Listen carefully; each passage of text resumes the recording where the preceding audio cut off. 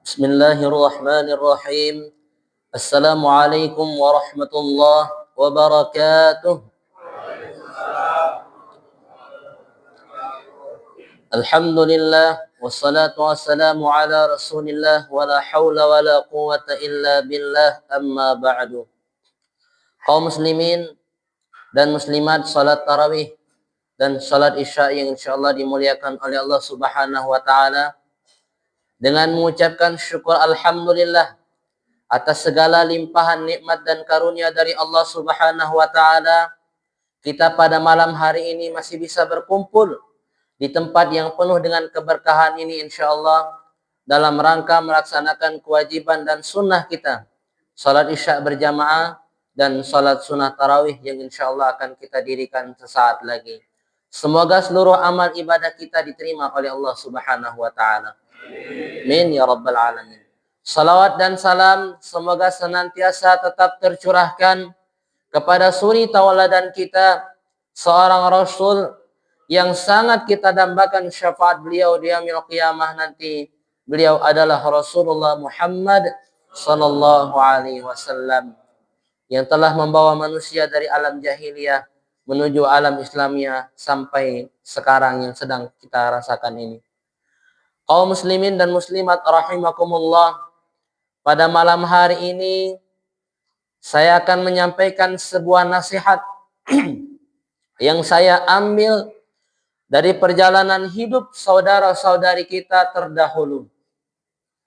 Diriwayatkan ada seorang ulama pada suatu tempat yang beliau ini adalah ulama Quran di negeri itu.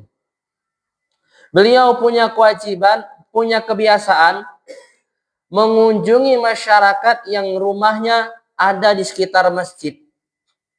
Jadi beliau biasa berkunjung kepada tetangga-tetangga masjid. Dan para tetangga masjid itu tentu senang karena dikunjungi oleh seorang ulama, oleh seorang guru Quran. Sampai suatu waktu seorang ulama ini berkunjung kepada salah satu jamaah yang rumahnya berada di sekitar masjid. Kemudian sang ahlul bait memuliakan sang ulama ini.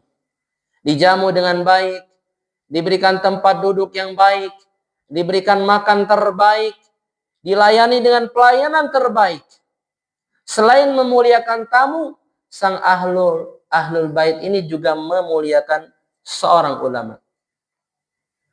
Pas di hari itu, ketika sang ulama ini sudah pulang ke rumahnya, kemudian sepasang suami istri ini pun membersihkan rumahnya karena telah selesai menjamu seorang ulama tadi.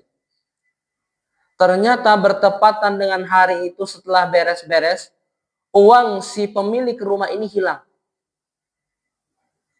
Hilang uang si istrinya. Dicari kemana-mana, tidak ketemu. Melaporlah istrinya ini kepada suaminya. Wahai suamiku, tadi saya punya uang sekian-sekian, hilang.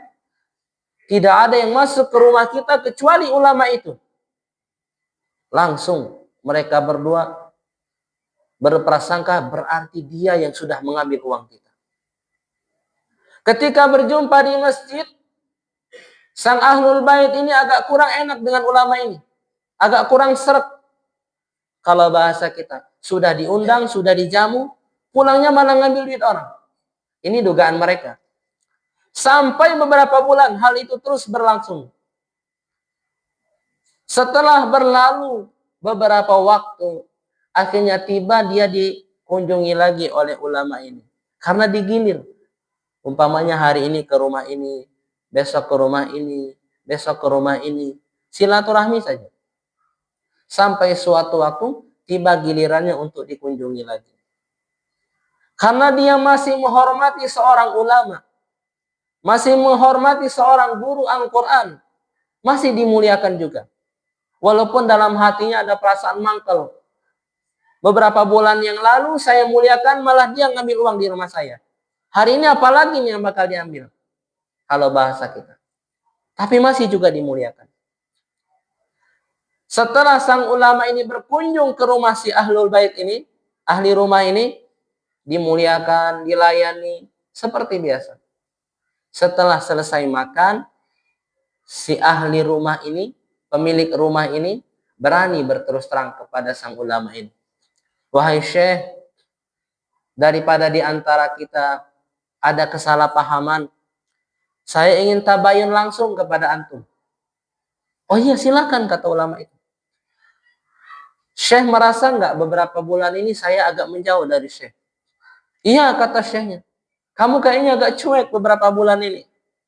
Tapi saya husnuzon, mungkin kamu sedang banyak masalah. Mungkin kamu sedang ada masalah pribadi, entah di rumah, entah di kerjaan. Saya nggak mikir macam-macam. Kata si Ahlul Bait ini, enggak Syekh. Saya nggak ada masalah apa-apa. Saya sampaikan terus terang. Beberapa bulan yang lalu Anda pernah datang ke rumah kami. Iya, kata Syekh. Alhamdulillah. Kami muliakan Anda, kami sambut Anda dengan baik. Tahukah engkau, wahai Syekh, pada hari itu istri saya kehilangan uangnya. Apakah Syekh yang mengambilnya? Bayangkan gimana perasaan seorang ulama ditanya seperti itu. Apakah Syekh yang ngambil duitnya? Kita saja yang bukan kiai, yang bukan ustadz, berkunjung ke rumah orang terus ditanya, kamu ngambil uang saya nggak kemarin? Gimana itu perasaan? Ulama ini ditanya seperti itu, menangis beliau. Menangis beliau ditanyain seperti itu. Tapi alasan beliau menangis itulah yang bikin kita sangat terharu. Wahai Tuhan, beberapa bulan yang lalu saya memang datang ke rumah ini. Saya terima kasih Tuhan menjamu saya dengan sangat baik. Saya memang melihat, kata Syekh itu, ada uang di atas meja itu yang jatuh, kata Syekh. Kemudian saya ambil uang itu, kemudian saya masukkan dalam mushaf yang ada di rumah Tuhan ini, yang ada di ruang tamumu itu. Saya letakkan dalam mushaf uangnya. Kenapa saya letakkan dalam mushaf? Karena saya berpikir nanti pas maghrib kamu pasti ngaji, ketemu dengan duitnya. Kalau enggak maghrib, isya lah. Kalau enggak isya, subuh. Kalau enggak subuh, zuhur. Kalau enggak zuhur, asar. Paling enggak maghribnya lagi, sehari semalam. Pasti kamu buka Al-Quran. Saya ngiranya begitu. Tapi berbulan-bulan kamu seuzan sama saya, artinya berbulan-bulan Quran di rumah ini enggak pernah dibuka. Itu yang bikin beliau menangis. Bisa-bisanya Al-Quran dalam rumah cuma jadi pajangan. Nggak dibuka sama sekali. Buktinya uang itu nggak ketahuan. Jadi beliau berpikir kenapa diletakkan dalam mushaf. Nanti kan maghrib dia ngaji. Buka lembaran-lembarannya. Oh ini ada duitnya. Oh ini berarti duit istri saya tadi. Ternyata masih suuzon. Berarti Qurannya nggak dibuka-buka. Itu yang bikin beliau sedih dan menangis. Bagaimana bisa seorang muslim berbulan-bulan tidak membaca Al-Quran? Kaum muslimin rahimakumullah. Sekarang kita masih berada di bulan Ramadan. Syahrul Ramadan unzila fihi Al-Quran. Bulan yang di dalamnya diturunkan Al-Quran. Kita perbanyak tilawah pada bulan ini. Selain kita perbanyak tilawah, kita juga perbanyak waktu untuk mempelajari isi kandungannya agar bisa kita terapkan dalam kehidupan sehari-hari. Karena itulah fungsi Quran. Hudal linnas, sebagai petunjuk bagi manusia. Akan menjadi petunjuk Al-Quran itu kalau kita tahu isinya, kemudian kita amalkan apa perintah dan larangan yang ada dalam Al-Quran. Semoga kita semua dikumpulkan oleh Allah Subhanahu wa Ta'ala ke dalam golongan ahli Quran. Amin ya Rabbal Alamin. Karena di antara yang bisa memberikan syafaat kepada kita adalah orang yang membaca Al-Quran. Iqra'ul Quran fa'innahu ya'ti yawmal qiyamah syafi'an li ashabi. Bacalah Al-Quran, kata Rasulullah, karena nanti dia akan datang pada hari kiamat memberikan syafaat bagi orang-orang yang membacanya. Demikian yang dapat saya sampaikan. Semoga bermanfaat dan dapat kita amalkan, dapat mengecas iman kita kembali agar ke depan kita menjadi hamba yang lebih baik lagi. Demikian yang dapat Anda sampaikan. Wallahul muwafiq ila aqwamit thariq. Assalamualaikum warahmatullahi wabarakatuh.